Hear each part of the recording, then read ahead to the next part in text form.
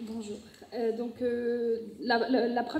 premier pilier de notre action environnementale va consister à mesurer et réduire l'impact. Donc pour mesurer, c'est avoir un tableau de bord pour suivre les indicateurs qu'on suit déjà depuis plusieurs années, les quantités de déchets, l'énergie consommée, etc.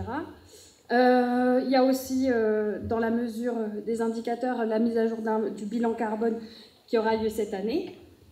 Donc on aura des actions sur le gaspillage, le gaspillage à la fois des ressources, des dispositifs médicaux, etc., et puis des énergies.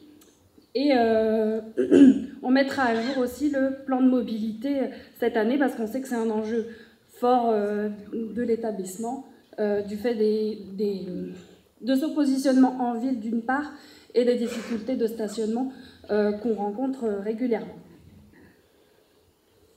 Alors, bonjour à tous.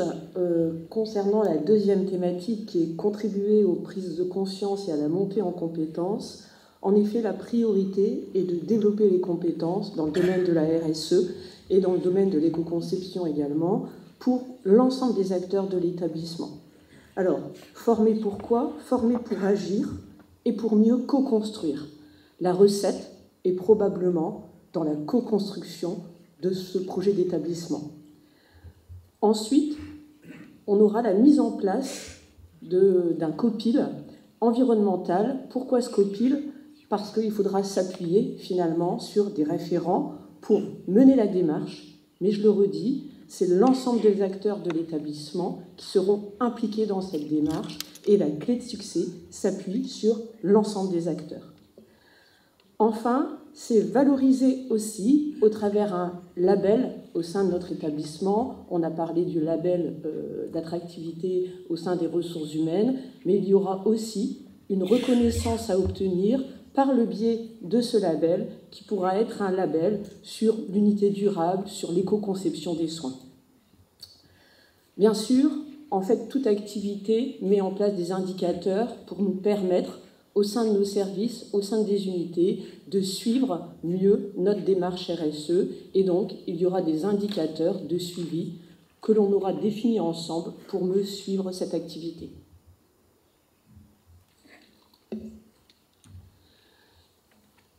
Le troisième pilier vise à rendre nos achats responsables. Ça a déjà commencé par la formation des acheteurs à la RSE et aux moyens de rendre ces achats plus responsables. Ça va passer nécessairement par l'anticipation des besoins qui permettent de sourcer, de voir quelles peuvent être les alternatives et d'approfondir les besoins. Et enfin, ce qui semble évident quand on parle d'achat responsable, c'est de pondérer la notation avec des critères environnementaux et de sobriété. Alors, le dernier thème de ce troisième axe, c'est œuvrer en faveur de la santé environnementale et de la durabilité des soins. Et donc, avec un concept qui est un peu flou encore aujourd'hui, puisqu'en fait, il y a peu de bibliographie sur ce concept, qui est développer l'éco-conception des soins. Donc, je me suis permis de tirer en fait des écrits d'Olivier Thomas une définition de l'éco-conception des soins. L'éco-conception des soins, c'est assurer une médecine de qualité, à moindre coût, à moindre impact écologique et énergétique, mais aussi garantir la santé des futures générations.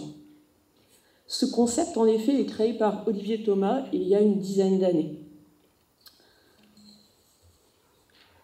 Alors, ce concept, le déployer, c'est un challenge pour l'établissement, c'est un challenge à nouveau pour le collectif, c'est un challenge pour limiter l'impact, c'est se re-questionner sur l'ensemble de nos pratiques. Alors, l'éco-conception des soins, on aurait tendance à penser que ça ne concerne que le soin, mais ça concerne vraiment l'ensemble des acteurs.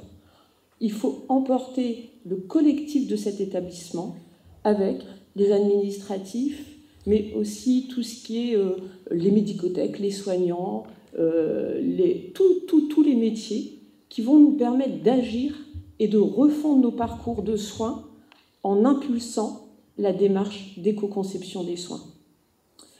Alors, il faudra aussi prioriser les soins moins impactants à efficacité égale. Et il faudra qu'on agisse pour limiter aussi notre impact sur la biodiversité. Donc ça, en fait, c'est vraiment réfléchir sur les produits qu'on utilise aujourd'hui. Et c'est pour ça que je disais en introduction, c'est vraiment se re-questionner sur l'ensemble de nos pratiques et d'arrêter de faire en systématique ce qu'on fait aujourd'hui. Mais c'est une réflexion profonde sur ce questionnement. Et ça veut dire une remise en question individuelle et collective de nos actions. Voilà, merci beaucoup.